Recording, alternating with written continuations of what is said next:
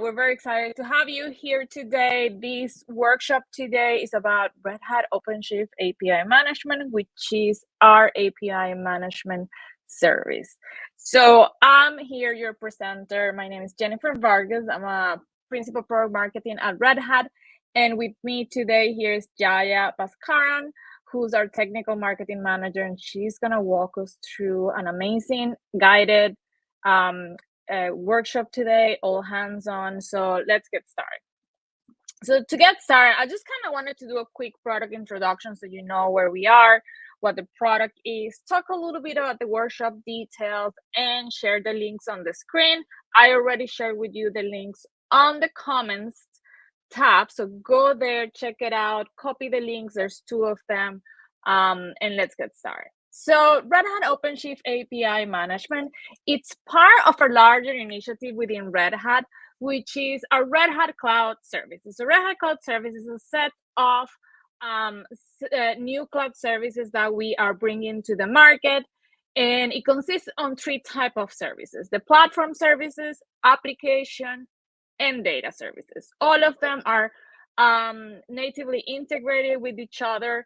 And the idea of these services is to make sure that we're providing you a unified platform to build cloud native applications. And OpenShift API Management, of course, is a key part of this, as it can help you today on managing your APIs and making sure that when you create applications that are API driven, you know where you're saving all your configuration, you know where you're managing your policies in terms of who gets access to those APIs.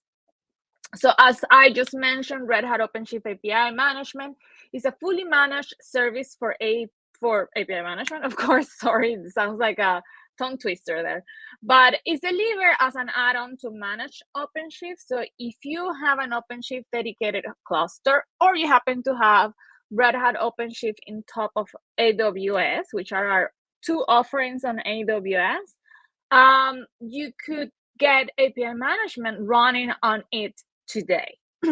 Actually, we do have a free tier. So if you're an existing OpenShift dedicated customer, you could actually get this running almost in a few hours. So what we have on API management is the components are here on the left side of the screen. So the first one is the API manager that allows you to see all your policies, and it allows you to define them and check out all your APIs. On the second one is the API gateway, which basically is the one that enforces those policies and enforces the API governance. And then finally, you have the single sign-on capability.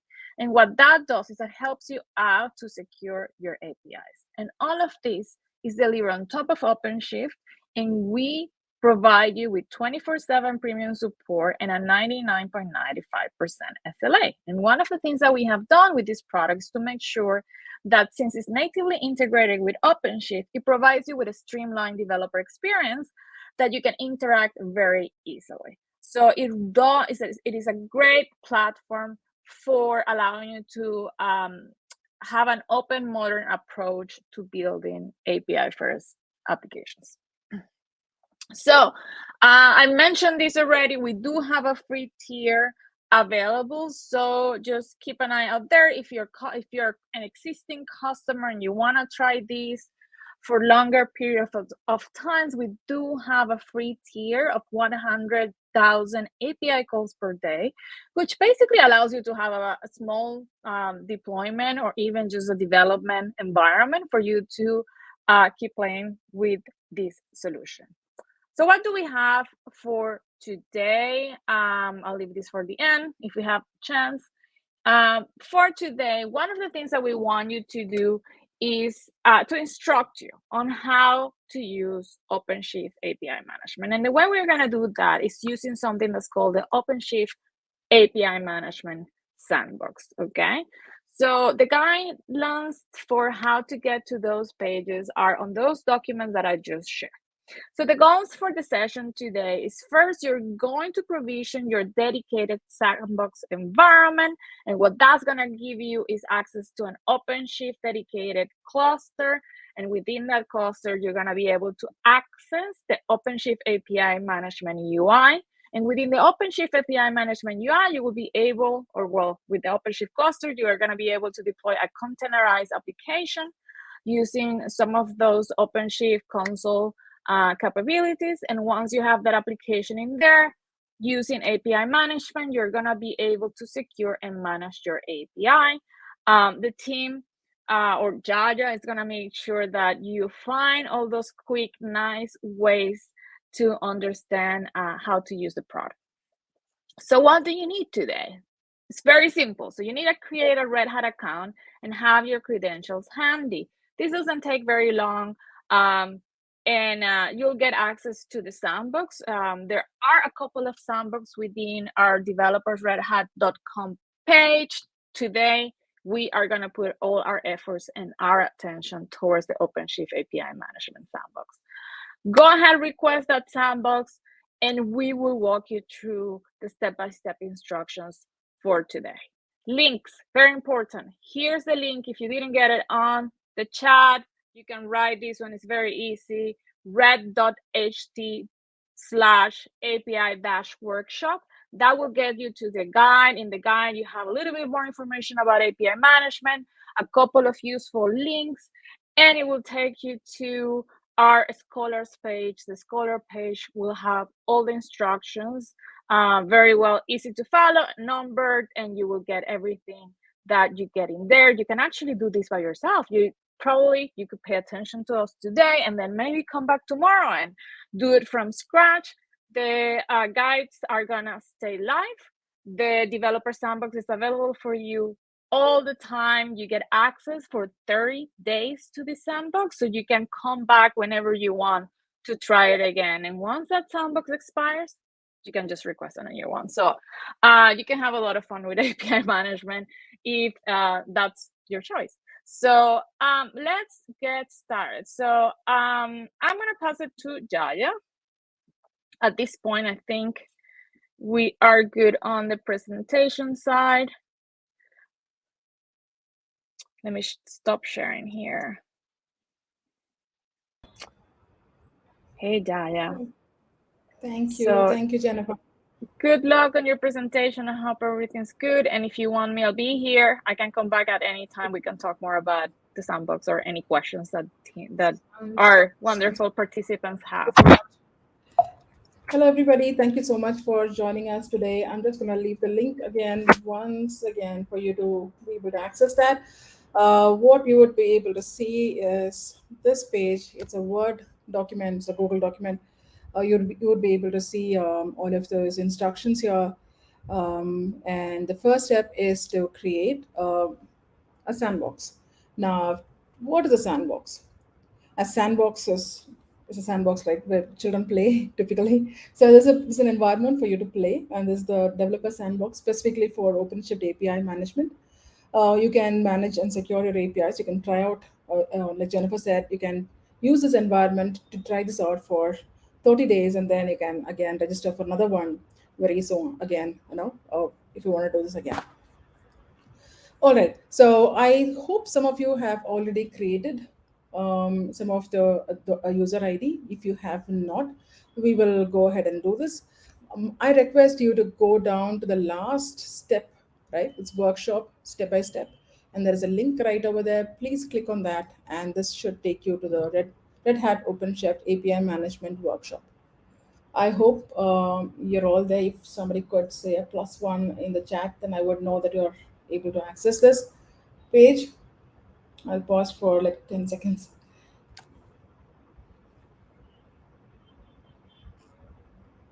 Okay, I'm hoping you're able to see this. And this is just an introduction in terms of what this workshop what you will typically do in this workshop. And clicking on the setup, the developer sandbox. And in this case, please please, let us do this together in case you haven't done this. Click on the Red Hat OpenShift API Management User and Activities page, and this should open this up in a separate tab. and click on launch your developer sandbox for Red Hat OpenShift API management. Like Jennifer said, this is definitely a tongue twister. If you have a user ID, please go ahead and register, login already. If you don't have, click on register for a Red Hat account, create a user. As you can see, I have done this multiple times. So let us assume definition.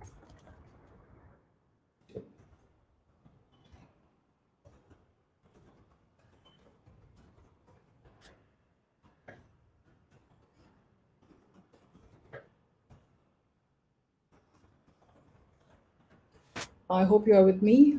You can do the exact same thing if you don't have username already.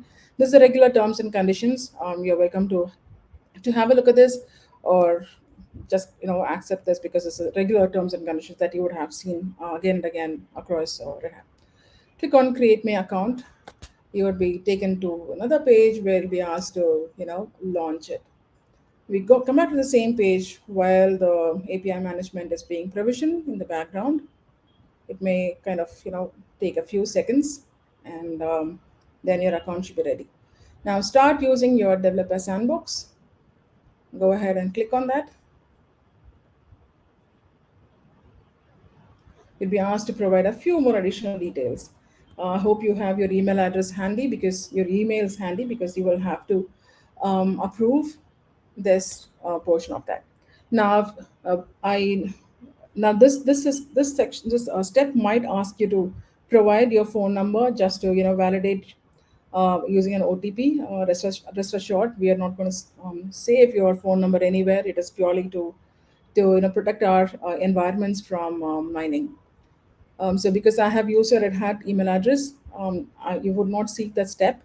But if you are using, of course, most of you might be using your own email address, right? So you may have to go through that step. So with this, I finished my setup. I'll be receiving an email. Once you've reached this step, you would be receiving an email which would ask you to verify your email address.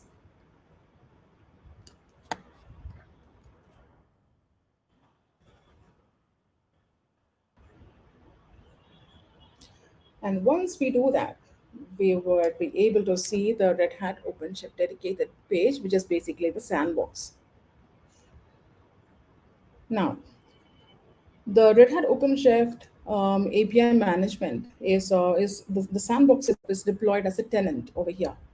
And for the OpenShift API management to be able to access the services which will be deployed on the OpenShift dedicated itself, we will have to set up certain network policies. Now, typically this would be automated, but at this instance, you will have to create one network policy if this is already not being created. Okay.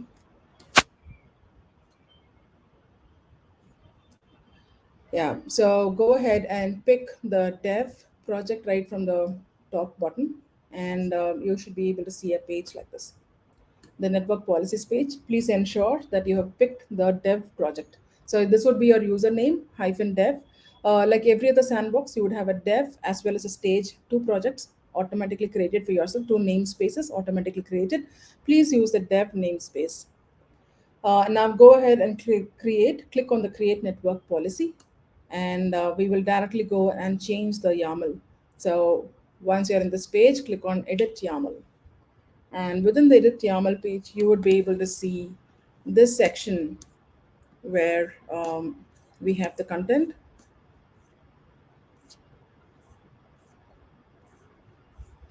This section of this, right? So please copy this portion of this. And this is basically, if you're, I mean, just very quickly showing this page again, under setup, under section one, please scroll down a little bit, and you would be able to see the YAML section that you will have to copy. So this is kind of a temporary arrangement. This is being automated by the engineering team, so this should roll out very soon. But just to ensure that we are able to progress with the workshop, this is like a workaround at this point in time. Then this enhancement is getting coded as I speak. So copy this and then go over to this YAML file and everything from spec onwards, right? Just replace the whole thing, and the alignment should be fine. I mean, it should automatically be a pre-aligned. And click on create, and you have created the network policy. Basically, if you see this, what we are saying is that we are allowing access from an ingress perspective for the Roam sandbox. Roam is Red Hat OpenShift API Management. It's like an acronym.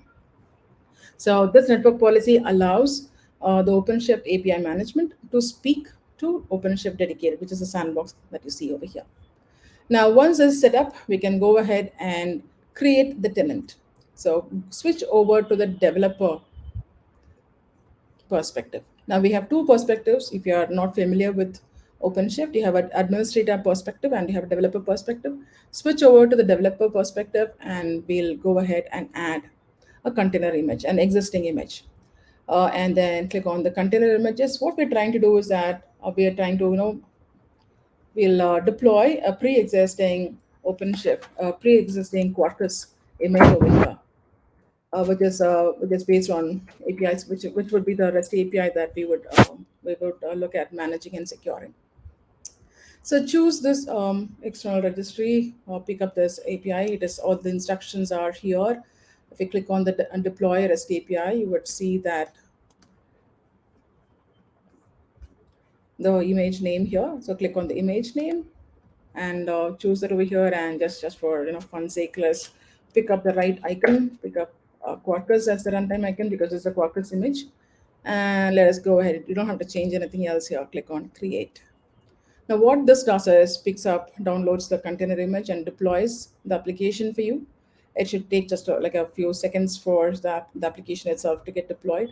When you see the dark blue ring over here, which means that this particular image has been deployed, and clicking on this icon, external link icon, you would be able to open up and see um, the image, the welcome page of Quarkus. Now this Quarkus application has been annotated to already have to be able to expose the Open API specs.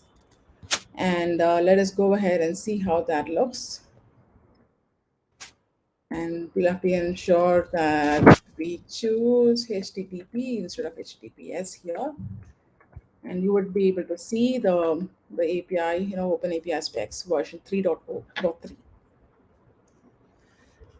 Okay, so we know that this application has been deployed. The Open API spec is working as it should. And let us go ahead and do the next step of what we call service discovery. Now, service discovery is a feature that helps you to import services from an OpenShift environment, OpenShift cluster, onto Red Hat OpenShift API Management. And this is automatically possible when the OpenShift API Management is in the same cluster as where you have the service deployed. In this exercise, we will look into that option. You would have other resources and learning materials where you can deploy APIs or manage APIs which are not in the same cluster.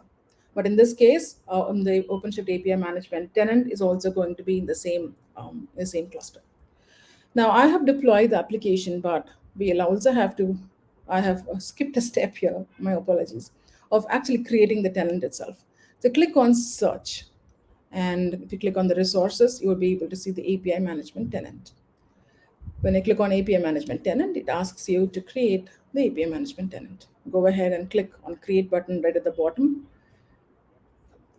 And this YAML file, we just got to wait for a few seconds for the YAML file to, for the tenant to be completely deployed.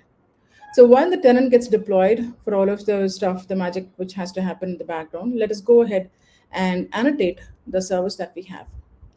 What do I mean by annotation is that, like I said, for service discovery, the feature which helps you to import the APIs easily from an OpenShift cluster into the OpenShift API management system.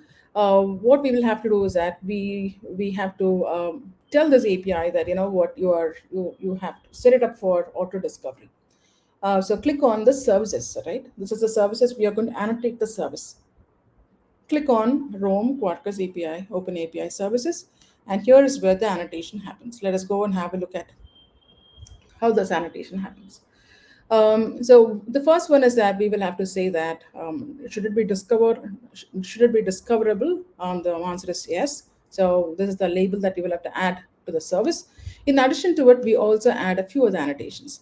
The one is what is going to be the API path, the description path, and what is a port, and what's a scheme, right? We have to look at these three things. So let us go ahead and annotate the service. The first section is copy over this particular label, and let us add the label to this particular Open API service. All right, it's double checking, click on save. The OpenShift, the discovery label is set. I will also have to add the additional annotations. The first annotation is the Open API path.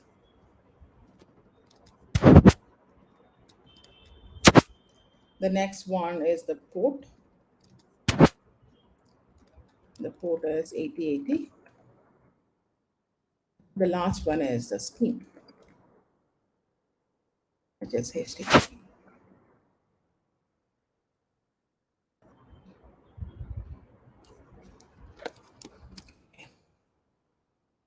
That's a space. So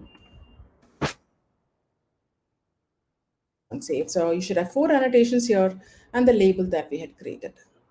So with this, we have set up OpenShift. We have set up the service discovery aspects of the Quarkus API, and you're able to now, discover this from the Red Hat OpenShift API management system. Let us go back and check. The way we can check easily is to click on the project, the left-hand side, and you can see the API management launcher link over here. So you go ahead and click on the OpenShift API management launcher. That will open up the OpenShift API management, the tenants that we had installed.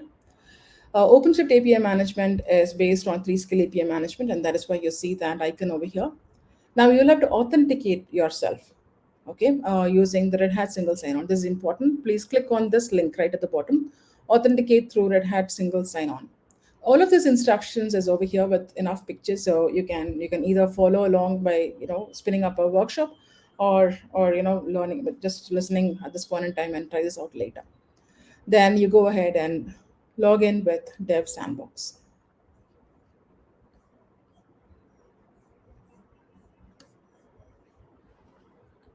Now this would take you to the dashboard of OpenShift API management. Okay. Now what we will have to do is create a product. This is how we create a product. A set of APIs, a set of backends can be created together to form one single product. So let us go ahead and create the API, the product, I mean.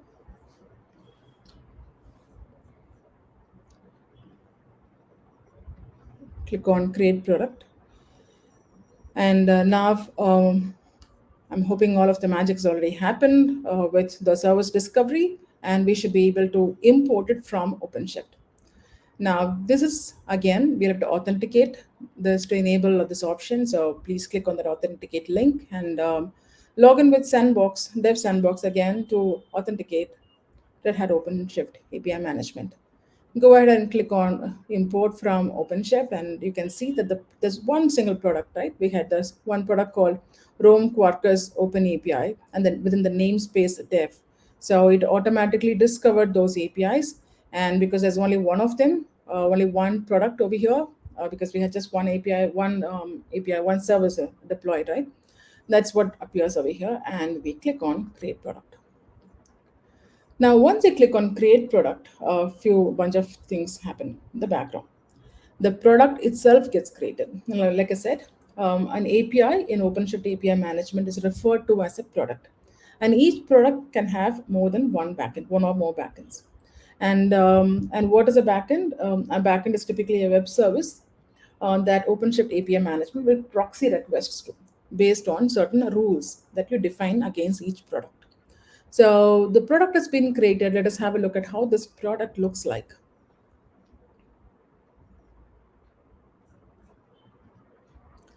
It's got the name, the system name, and there is a backend which has already been created. Now, if you have a look at this linked to that backend, right? Let us very quickly have a look at this backend. It's got a private base URL. Now, if I go back to where I had deployed the application on OpenShift itself, if I click on the icon, I would be able to see the service. Now, this service, under service routing, you would be able to see the host name.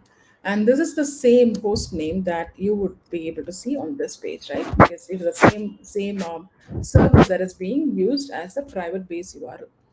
This works because you are in the same cluster. But if you're in a different cluster, you would be using a different URL, which would be like internet facing, the route perhaps, not necessarily the service URL. But in this case, like I said, it was auto discovered, and so the backend got created. Okay. Now let us go back to the products. If we go to the products menu, you'll be able to see a listing of all the products which are available here. I'll click on the product that we created just now. You would be able to see the active docs. And I'm not able to see the active docs. So here, just give me a second.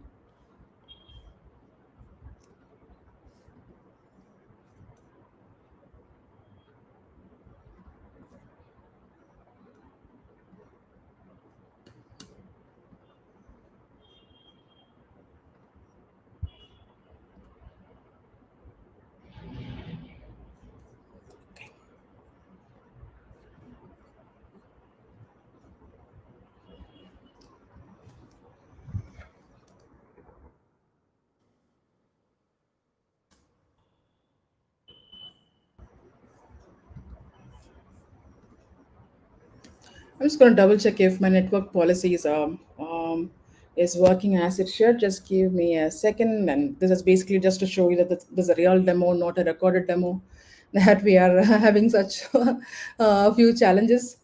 Um, I'm just going to double check if the network policy that we were supposed to set up it's working as it should.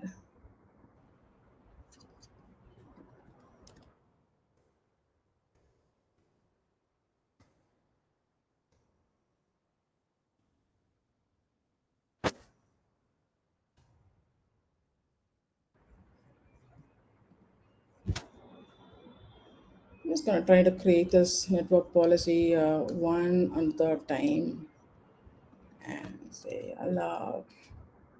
Please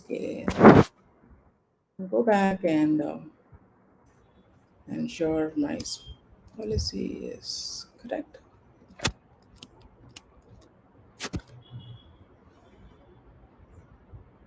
Okay.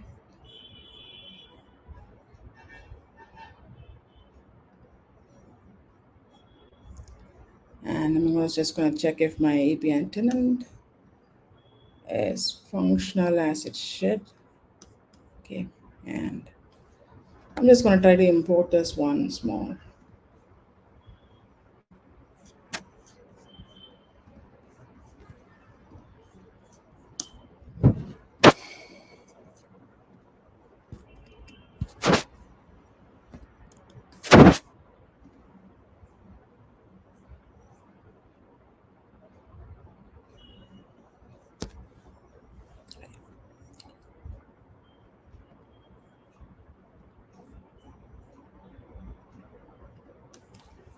I'm just redoing the whole thing again now, hoping the new network policy kicks in.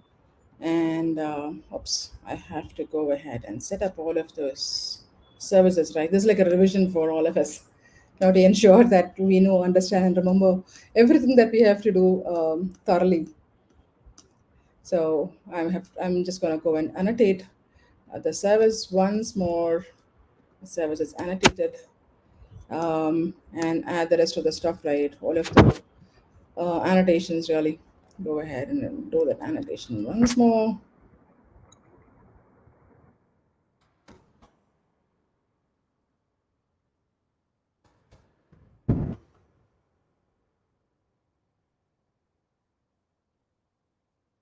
Right. So now, fingers crossed. that has been annotated. Now I should be able to go and discover it once again. Now, like I said, we have a new service with a different name, right? So you'll be able to see that. Now, let us go over here.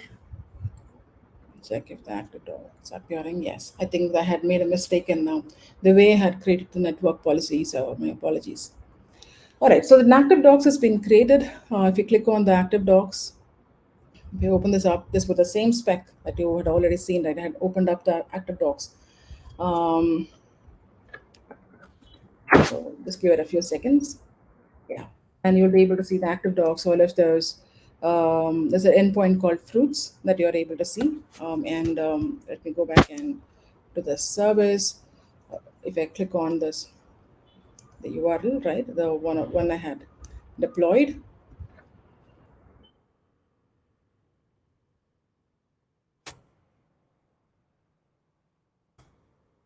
it basically shows you a JSON file of winter fruit and a tropical fruit, an apple and a pineapple.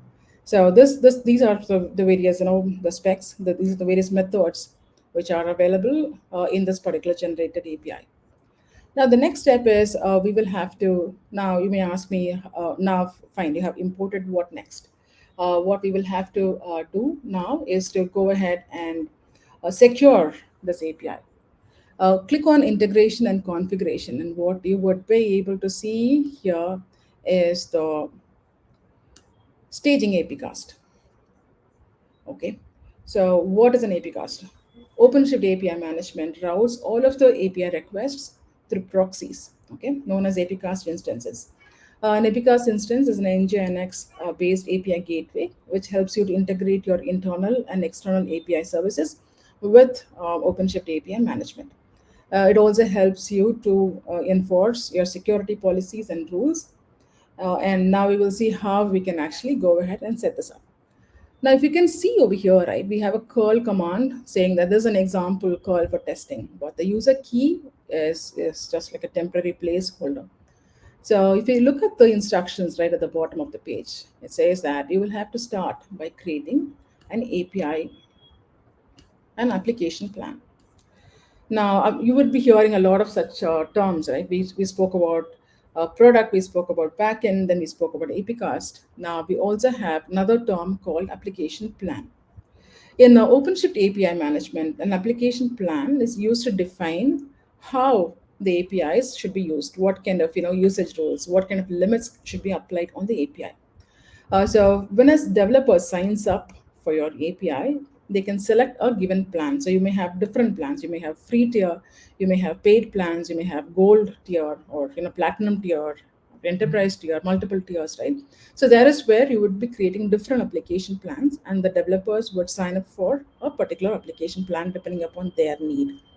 Click on start by creating an application plan, and let us create a new application plan. Now we are under the same service, OpenShift API 1, and I'm just going to give certain names over here and click on create application plan. Okay. The plan is created now. And once a plan is created, you will have to publish the plan. Till then, it is in a hidden state. Okay. So I have published the plan. Now that I have published the plan, I will have to go ahead and allow a developer to access these plans, right? And that is called an application. So you will need to create an application which is associated to a developer. Now all the developers or accounts are under the audience section. If you click on the audience section, you would be able to see a list of accounts which are already there. You can create your own account, or for demo purposes, we can go ahead and use the same developer account which is automatically pre-created for us. And click on the account, the developer account, and as part of OpenShift API management, um, if you remember, right, on the front page there was one application which is already live, but we would like the developer to access the Open API, the Quarkus API that we had created. So we'll create the new application, and as part of creating the new application, we'll have to pick the right product. Now, this the API one is the right product, and what is the plan? This is the plan that we had created, and we just pick a name and a description. I'm sure in real life we wouldn't be calling it this. We may be calling it a better name, but let's just go with what we have here. Create the application. Now, when you create an application, you would be able to see the user key. And of course, you can go ahead and regenerate the user key and whatnot. So now this particular user will use this user key to be able to access the API that we had deployed, right? Let us go back to the product, okay? And under integration, if you go back to configuration, okay, and if you remember earlier, we had the user key deployed as user underscore key in caps. Now, this is an example call. Okay, so if we have multiple users who are using the same API account, you would just see one user key over here because this is a sample. It's not like the final thing. So this is how typically one of them would use.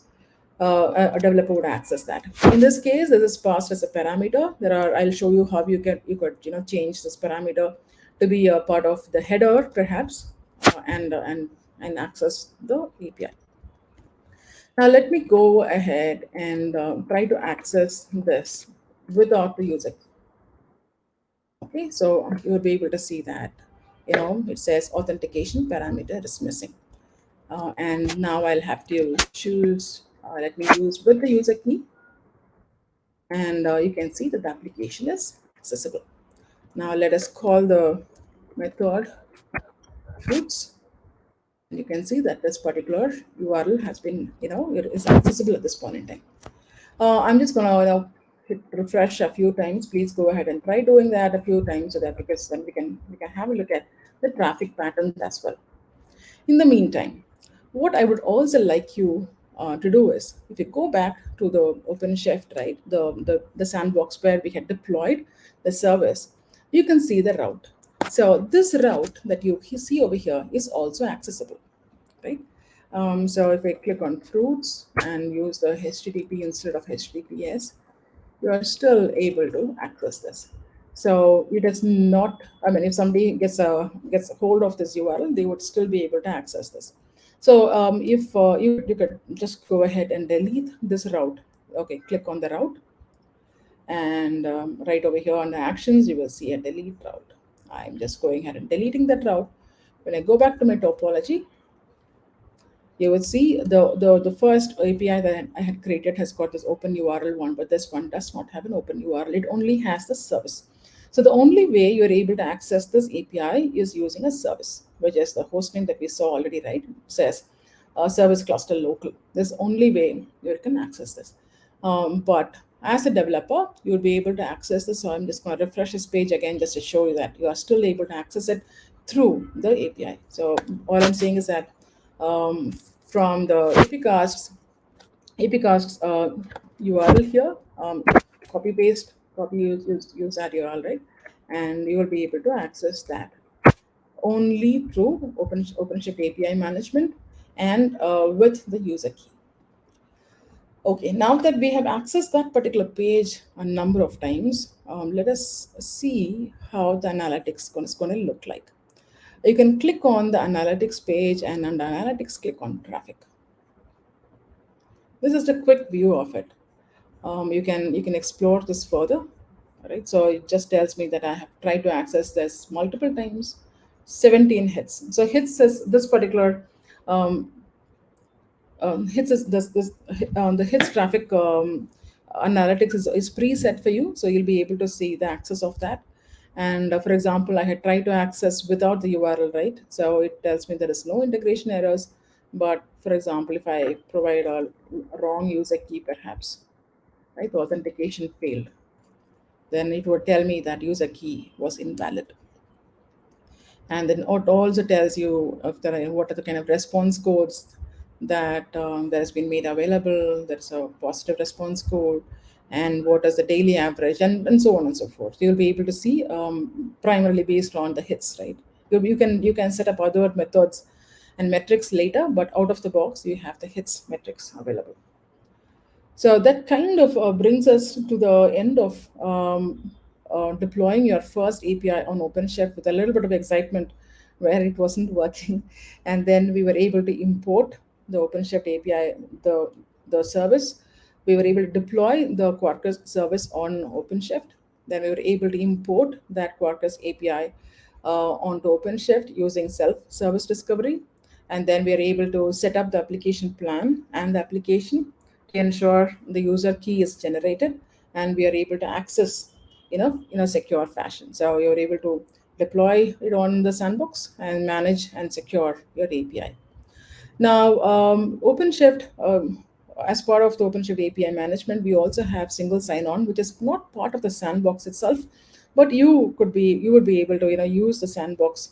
You can set up the sandbox, use SSO or Red Hat single sign-on in the sandbox also.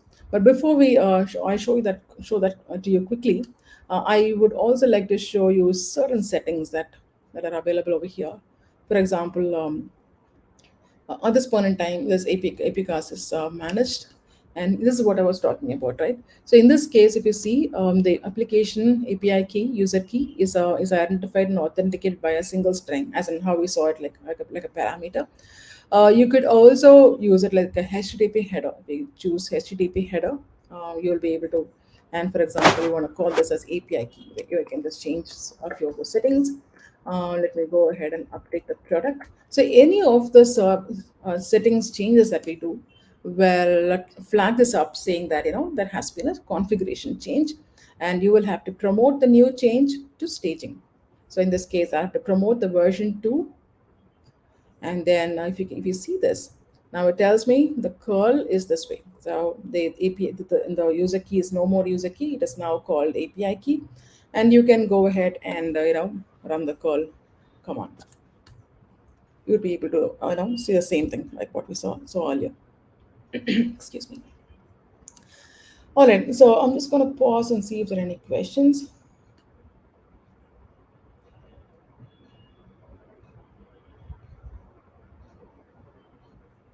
Thanks, Jonathan. I think I saw your comment a little too late, perhaps because I didn't see the some of the settings correctly. Okay, now let us just go back to the OpenShift dedicated place, right? So you would have two services, two projects that I spoke about. You have the dev project where we set up the tenant, and then we imported or deploy the Quarkus API, and then we also have the stage environment. Okay, there are no services at this point in time, but like I said, you can use OpenShift, Red Hat single sign-on, a container image over here. So you could try this out to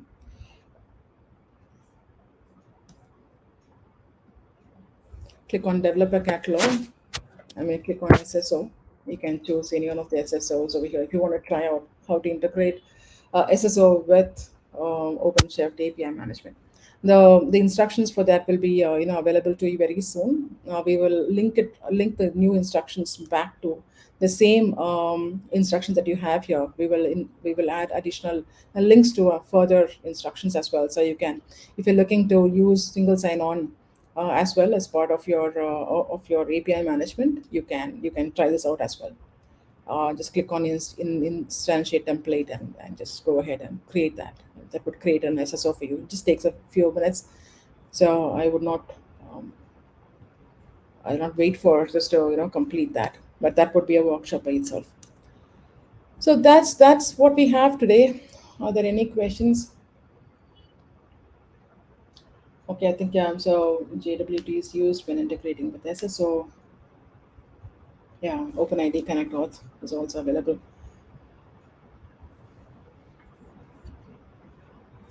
Like I said, this sandbox is available to you for 30 days, but you're welcome to go ahead and spin up another environment again, another sandbox environment when the 30-day elapses. Look out for additional learning paths that we are deploying, stuff like OpenID Connect. How do you do developers, developer environments? How do we do developer portal, and so on and so forth. So we are definitely looking at launching all of those instructions as well. You should be able to see all of that soon. So here's where the developer portal is. And this is the default developer portal which comes up at this point in time, by default, obviously. And you will have instructions to how you can actually go ahead and um, set up new developer environments, or how do you edit this out for your own. So let us, if you look at this one, to the dummy user that has been set up for you. So this developer portal is available out of the box for you at this point in time, which you can go ahead and edit this out. So instructions for that would be made available to you later.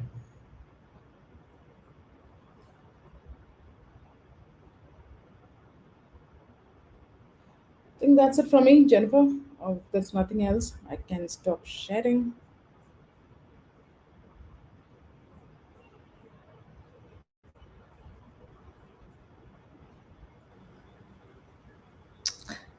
Awesome, Jaja. Thank you. Cover Bernard and Evan helps. They are the other SMEs from our. We're excited that you guys were here, and it looks like to launch the guide and follow the instructions. This concludes our session for today.